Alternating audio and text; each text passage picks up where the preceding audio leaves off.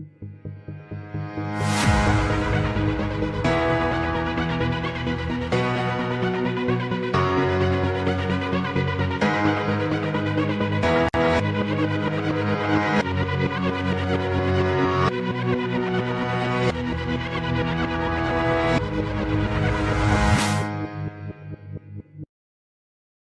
yàlla bu baax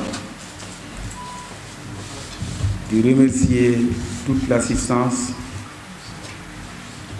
ci seen teewaay ak seen wuyu ci woote bi nga xam ne woo nañu leen ko tey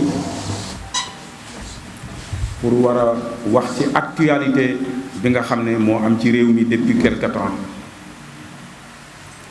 Mais avant tout dañuy saluer clairvoyance le président de la République Macky Sall ci mu am gis-gis ak fi réew mi toll sax laa war a wax seet ne ñépp dañu war a ànd liggéey taxawu réew mi mu ñëw ci moment boo xam ne moment bu difficile la loolu lépp moom président Macky Sall mu partagé ko ak tous les Sénégalais bàyyiwul kenn mooy lan mooy mu yaatal gouvernement bi nga xamante ne moom la yore te nag bu ñu fàtti ne depuis 2012 nga xam ne nekk na ak ay alliés yi mu nekkal te suñu doyen wax ko léegi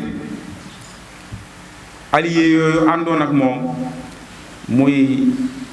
PS AFP MRD ak yeneen ak yeneen ñi fi nekk rek moo tax ñu cité ñooñu mu continuer di liggéey ak ñoom te bu ñu fàttali itam doon na liggéey ca départ ba ak même waa parti réew mi nga xam ne tey ñu ngi saluer encore retour le président Idriss Seck man du ma wax ne Idriss Seck dafa dugg mais dama wax ne dafa dellu si parce que dafa bokk ci acteurs yi nga xam ne en 2012 ñoo porté woon président Macky Sall à la magistrature suprême donc tey du ma wax ne dafa dugg si mais pour man dafa dellu si ñuy saluer loolu aussi de passage su ko defee nag loolu bi mu amee mu bari trop ay wax mais ñun suñu position mooy ki nga xam ne mooy suñu njiit di suñu président de la république di suñu président wu parti li mu tracé ligne bi mu tracé ñun moom la ñu jàpp ne mooy meilleure façon boo xam ne mën na gën a yaatal démocratie ci Sénégal te mooy lan mooy mu yaatal boobu mu yaatal ñun nangu nañu ko ndax nag nit ki bu fekkee daf la jiite su amee xalaatam ndax la tax nga jiital ko da nga ko doyloo le président 58% des Sénégalais ñoo ko doyloo bon tey bépp dogal boo xam ne indi na ko ñun dañu war a adhéré wu ci dogal boobu loolu moo tax ñu woote pour ñu xamle ñun Benno Bokk Yaakaar bi nekk fii ci commune Kër Moussa lan mooy suñu position nag dañ may rek tuuti ma laaj ko mbooloo mi ndax li président Macky Sall la teg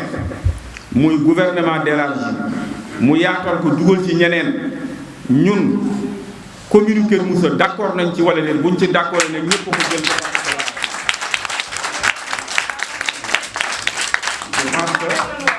ñun d'accord nañ ci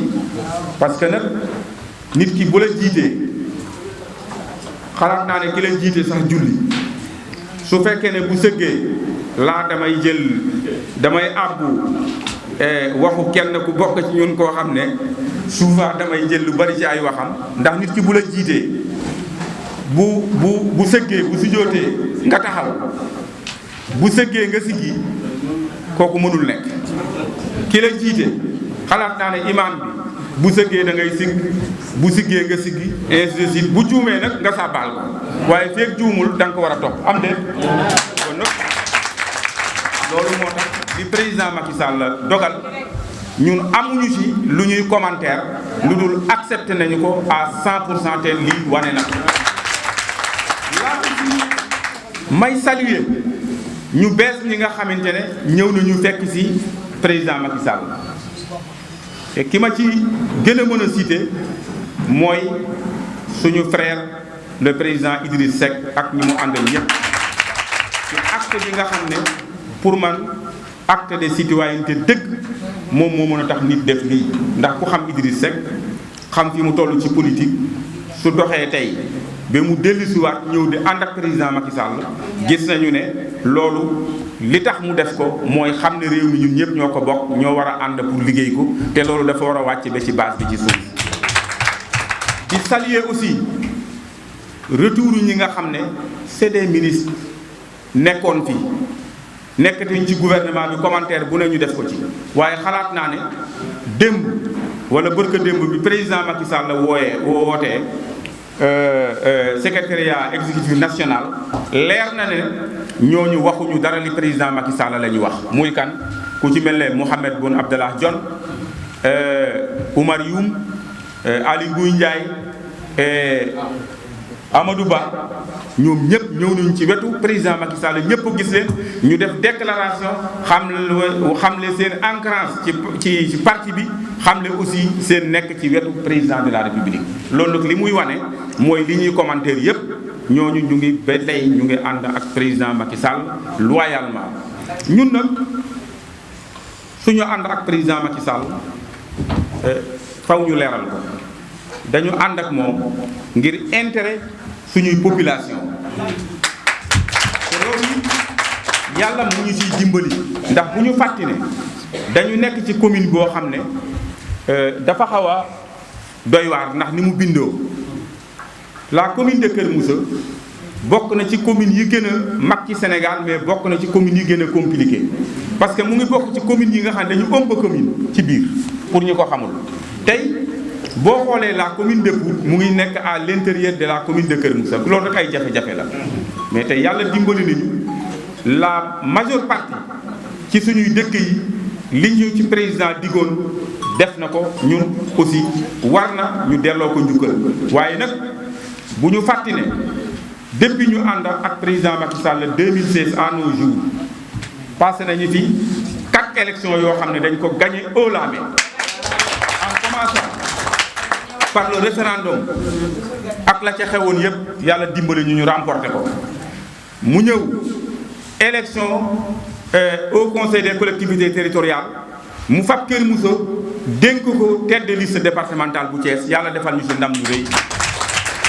ñu jóge ci ñëw élection locale élection législative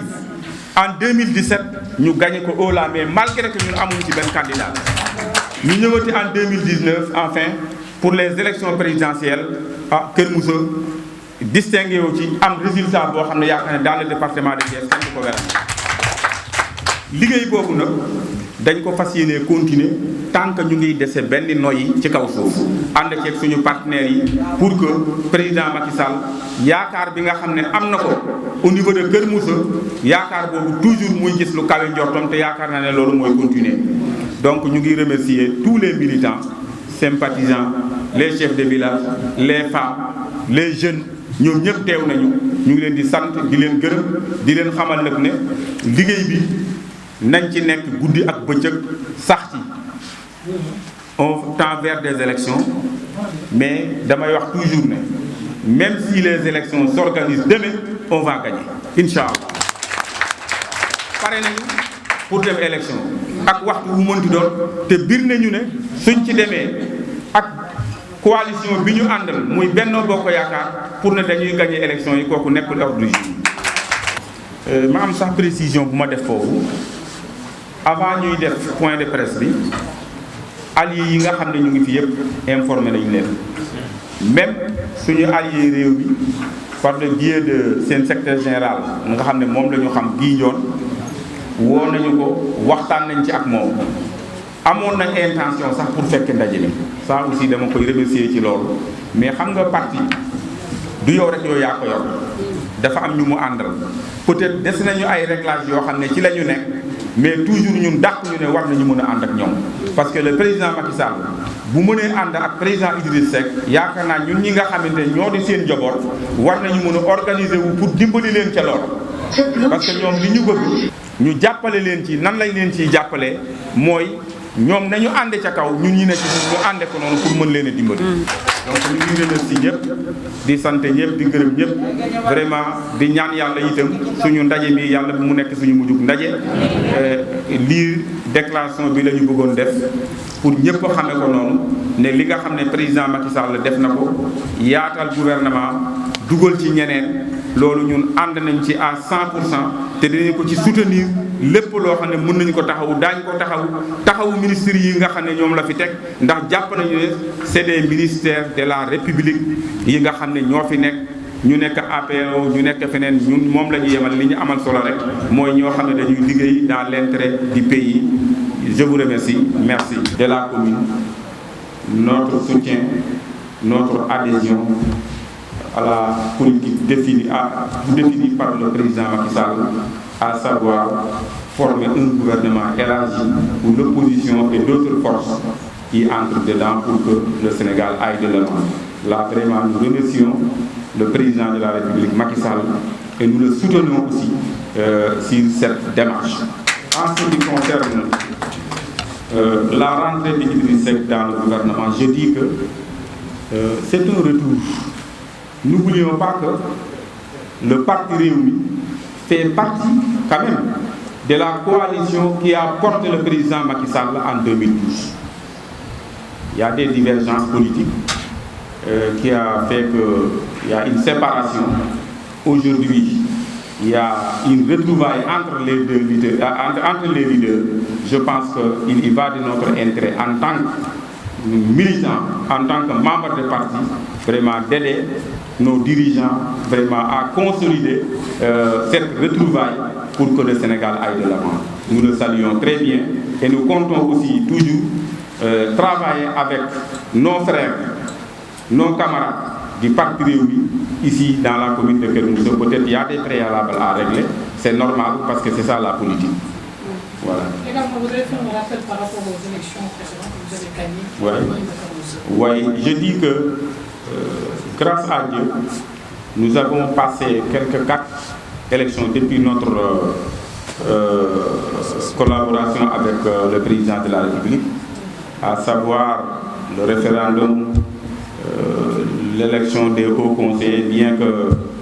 c'est des élections particulières, comme des élections au suffrage indirect, mais le président Macky Sall nous a fait l'honneur de diriger la liste départementale au niveau de Thiès. Dieu merci, nous l'avons gagné brillamment en 2016. Avant ces élections aussi, il y avait le référendum que nous avons gagné. Ensuite, en 2017, l'élection législative que nous avons gagnée. Enfin, en 2019, l'élection présidentielle que nous avons gagnée haut la main ici dans la commune de Keur Moussa. Je précise que si les élections s'organisent demain, nous on va gagner vraiment avec ça. Oui, je l'ai dit tantôt, ce sont nos frères. Nous ne sommes pas des ennemis. Nous sommes des adversaires politiques. Aujourd'hui, il y a une retrouvaille. Nous pensons que pour bientôt, ce problème sera derrière nous. On va régler ça entre nous pour que vraiment on travaille main dans la main pour aider nos dirigeants, comme je l'ai dit tantôt, pour que le Sénégal aille de l'avant. Merci. Merci.